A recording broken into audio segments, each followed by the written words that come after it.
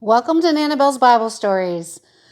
We have a story today for you, and today is not about Abraham. We told a story last week about Abraham where he pleaded with God to hopefully persuade God not to destroy some cities.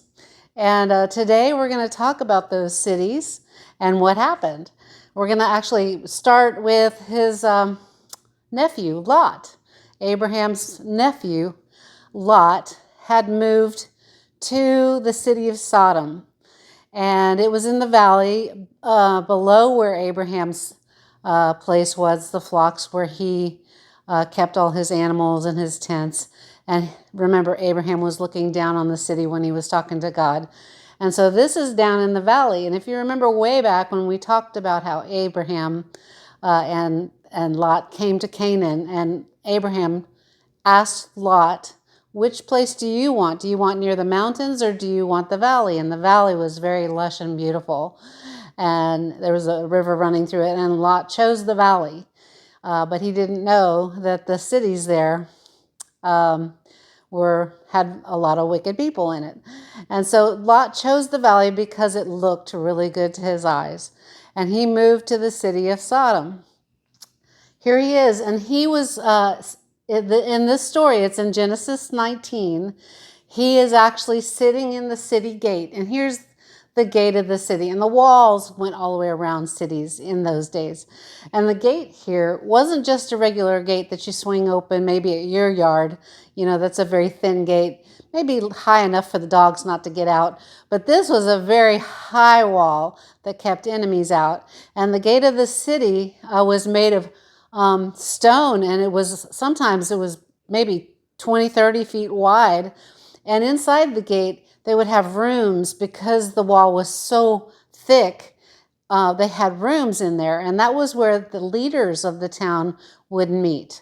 Maybe the city council is what you would call it now. The governors of the city would sit in the city gate because it was a place where travelers came in, and they would be able to maybe tax the travelers upon entering. They would be able to inspect the wares, the goods that merchants and salesmen were going to sell in the city from far off lands. They would be able to have a little bit more governance over what happened in the city. So they sat inside the city gates. And so it's said that Lot was sitting in the city gates. And so to me and to many scholars of the Bible, that meant that Lot had an important place in the city of Sodom. He'd been there probably almost a couple decades, maybe 15 years by now, and he had gained some prominence. God had blessed him. He'd probably gained some wealth, and he was sitting in the city gates talking with the other leaders of the town, when all of a sudden he saw some men, and you know who these men are from the previous video. They were angels that came with the angel of the Lord. The three men that came up to Abraham, one was Jesus, and the other two were angels. And the angel of the Lord stayed back. The Lord himself stayed back and talked with Abraham, but the two angels came on down to Sodom to see what was going on. And so here they are. They finally got into Sodom, and it's evening. And here's the angels, and they come up to the city gate. And they look probably like regular men. We said in the previous video, they probably look like men. But here we're just going to show, because the Bible actually does say that they are angels. So they come up to Lot, and Lot sees them, and he runs to meet them, and he bows low. He probably realized that they were messengers from God, even though they looked like regular men. And there are many kinds of angels that the Bible mentions. There's like Gabriel and Michael, who are archangels. They're leaders of angels. And Gabriel came to Mary to tell her when she was going to have Jesus as a baby. Gabriel was the one who announced his birth, Jesus' birth. And Michael is an archangel that fought the prince of Persia, which is the enemies of God. And it talks about that in the book of Daniel. And so we know that there are many types of angels. There are teraphim, there are seraphim, there are all kinds of angels, and most of them do not look like those little baby angels that you see sometimes in pictures, or maybe on on a painting that you've seen in a museum or something. They do not look like babies. They're very big, tall angels. And there are all kinds of angels. But these were probably men that were pretty tall. And anyway, we'll go on. So they were the leaders. The archangels can be leaders of hosts, but these guys are messengers, and they're going to give Lot a very important message. So they came up to Lot, and Lot said, "Behold, my lords, please let me invite you to my house for the night to wash your feet, and so that you may rise early, and then you can be on your way after that." And the angels was like, "No, we'll just spend the night in the square out here." But Lot urged them strongly. And he knew his city. He knew that it was a pretty dangerous city, especially at night. Some cities, you don't want to let your guard down. And this was one of them. So we do have some cities like that in the United States where you don't want to go in certain places at night and you don't want to let your guard down because like Sodom, there are some cities like that in America too. And I'll just talk about Sodom for a moment. Sodom and Gomorrah, the people had devolved to a great extent from goodness. They had degraded themselves. They had become nasty and profane. They despised all things wholesome and sweet and good. They committed unspeakable atrocities and abominations to the Lord. There's a verse in the Bible that says that people who have lost their way and have slid into evil, they call evil good and they call good evil.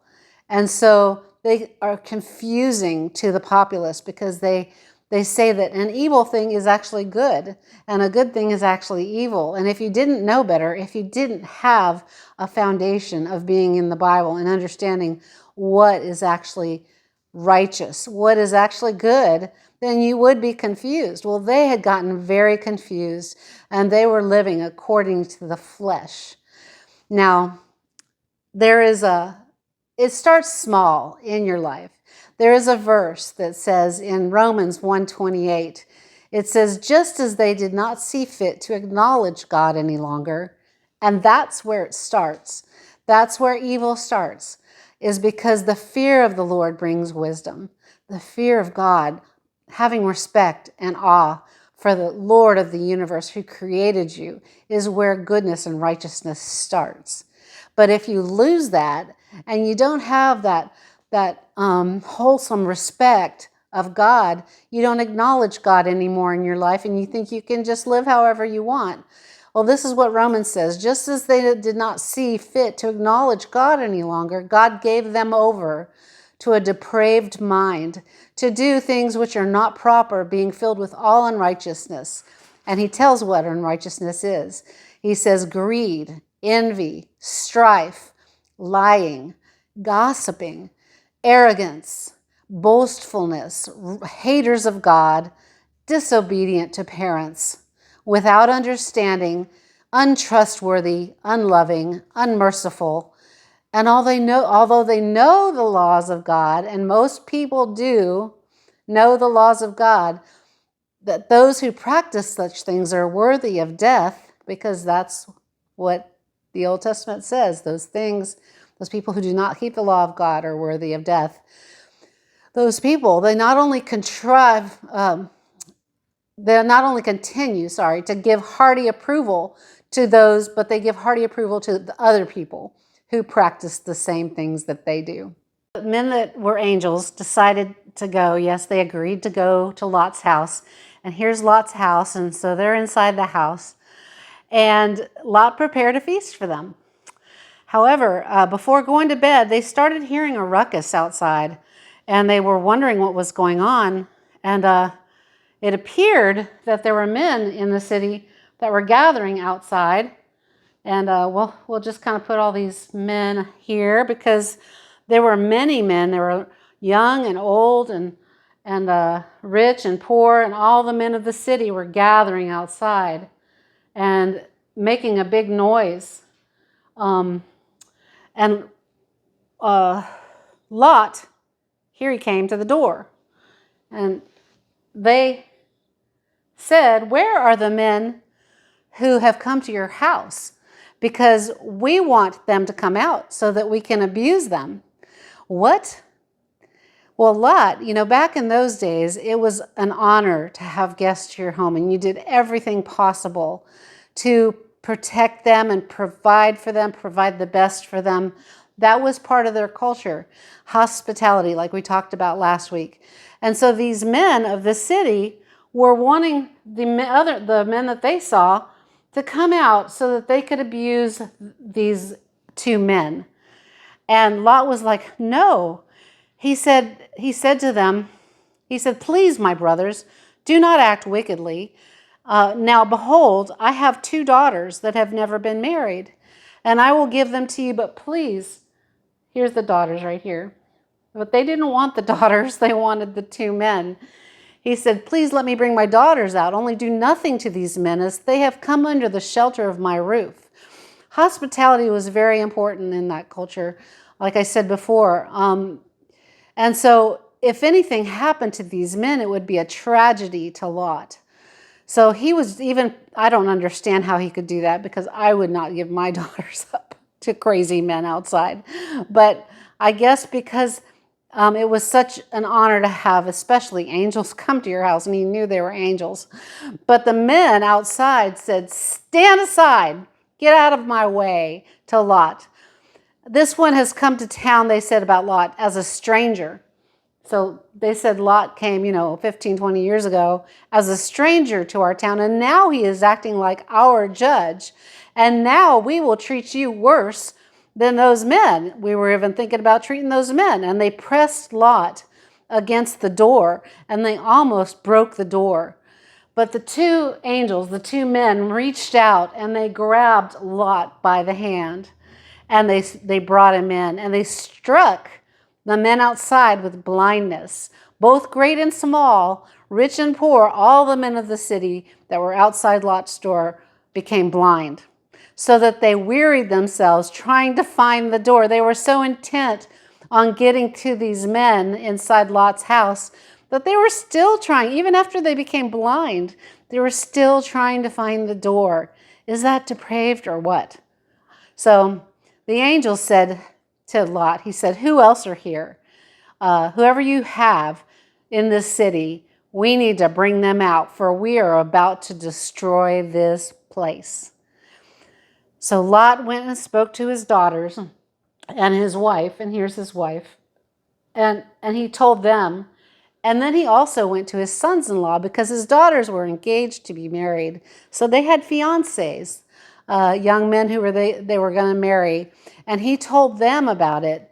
And he said, get up and leave, for the Lord is about to destroy the city. But his daughter's fiancés thought he was joking. When morning dawned, you see the sun coming up, the stars have gone away. The angels urged Lot, saying, get up, take your daughters and your wife who are here, or you will be swept away in the punishment of this city. And Lot, he hesitated for a moment, because sometimes we aren't sure about spiritual experiences from the Lord, and sometimes we need to train our spirit to be alert, because there may be times coming, especially, where we need to act quickly to prevent danger or to save someone or ourselves. But these men grabbed Lot's hand and the hands of his wife and his daughters and brought them outside the city. So we must learn to live in the Spirit and not according to only our reason, because reason relies on what can be observed with like our 5 senses, like our eyes or our ears or our smell or sight, or our taste. Reason relies on those things, but our spirit knows things of God that our 5 senses cannot perceive. So Lot obviously had become a little bit too dull by living among people who were living by their flesh nature. And those men we saw that were fighting to get into the house were obviously living by their flesh nature, because what they were doing obviously comes from living by the flesh. But we can understand what is going on in the spiritual world if we live by the Spirit. But Lot was also probably remembering all the things that he had accumulated in Sodom. He had become a wealthy man, and maybe he wanted to try and stay and protect those things. But if we are living in the kingdom of God, we must be willing to give up all those things in order to pursue and obey the Lord, and leave behind things if he tells us to, because Jesus says, seek first his kingdom. He says this in the book of Matthew, right after the Sermon on the Mount. He says, seek first the kingdom of God and his righteousness, and all the things you need will be added to you. So don't fear the unknown. Lot was probably fearing what was going to happen and the unknown that was to come in the future. So we're going to go to outside the city. Outside the city, the angel said, escape for your lives. Do not look behind you. Do not stay anywhere in this valley. Escape to the mountains, or you will be swept away with the punishment. And Lot said, oh, no, my lords, you have been so loving to save my life, but I cannot make it to the mountains. Look over there. There is a very small town nearby. Please let me escape there. And so one of the angels said, okay, behold, I grant you this request, not to overthrow the town you speak of. Now hurry, escape there, for I cannot do anything until you arrive there. And the town's name was Zoar, which means small. The sun was high in the sky when Lot came to Zoar, and then the Lord rained down fire and brimstone. So the dark clouds came, and the lightning started, and fire and brimstone came down. And there's Sodom right there. This is the city of Sodom here.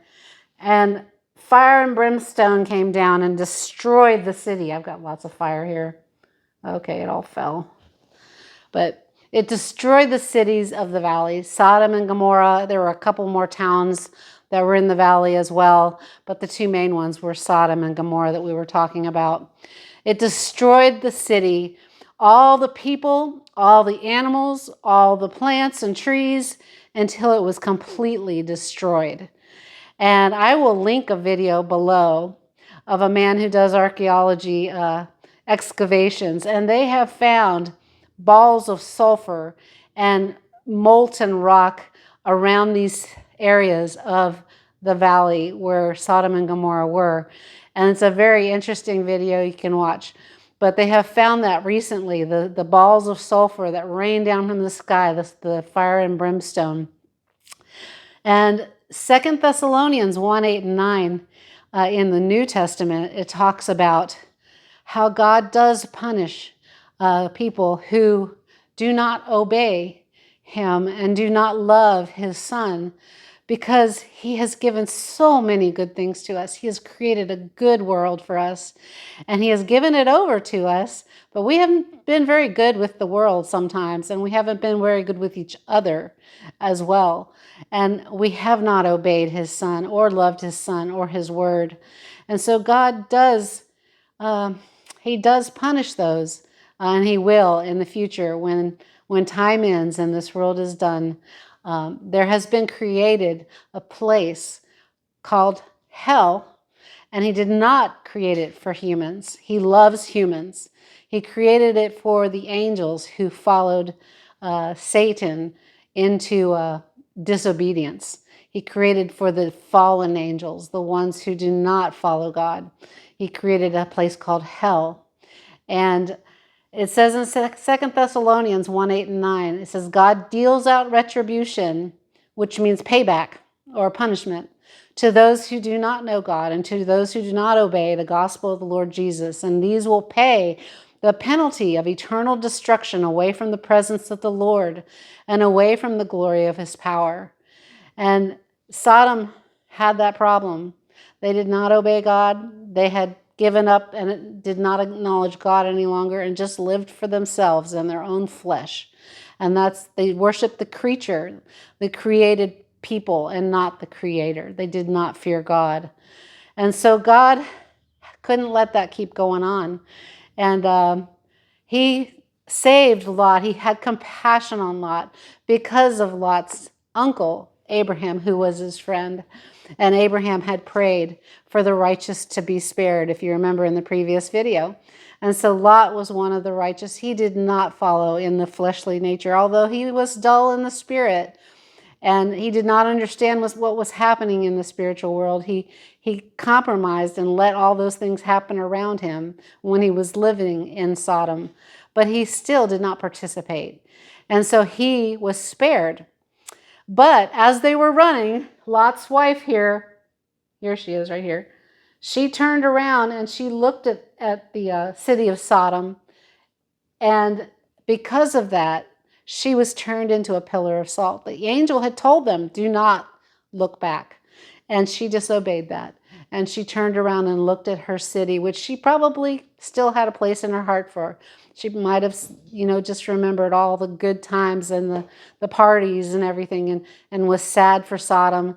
But Lot and the daughters did not turn around. And they made it to Zoar and eventually went on to the mountains. And he did not have a wife anymore. She turned back and she became a pillar of salt. And there actually is a archaeological pillar around the Dead Sea that looks like a woman. And I don't know if that's actually her that turned into a pillar of salt, but it is actually a pillar of salt. And you can see pictures of it online. But Abraham, the next morning, Abraham himself got up and he looked towards the valley in the place where he had been talking to the Lord the previous night or day when he had pleaded with God not to destroy the cities. And he looked out and there was smoke rising like a furnace from the valley. And he didn't know yet that Lot was spared, but the angels had spared Lot. And in Luke, in the New Testament, Jesus says this. He says, remember Lot's wife.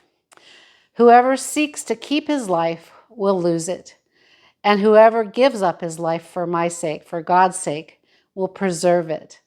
And so Jesus was kind of saying that was Lot's wife's intention, that she missed Sodom. She didn't want to leave Sodom. She wanted to preserve the life that she had previously because, she was wealthy.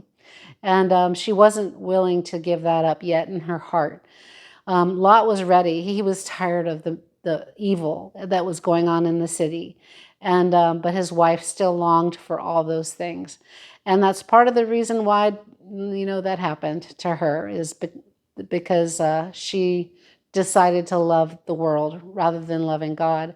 And I just want to show you my Bible. I have a Bible. I use the New American Standard Bible, and I read it all the time. And if you guys don't have a Bible, please let me know. I'll put my email below, and you can tell me that you don't have a Bible, and we'd love to send you one if you cannot afford a Bible. I just want to let you know that Nanabelle loves you, but Jesus, he loves you more. And he wants you to grow wise and learn about him so you can do great and marvelous things in this wonderful world he created. Have a good week.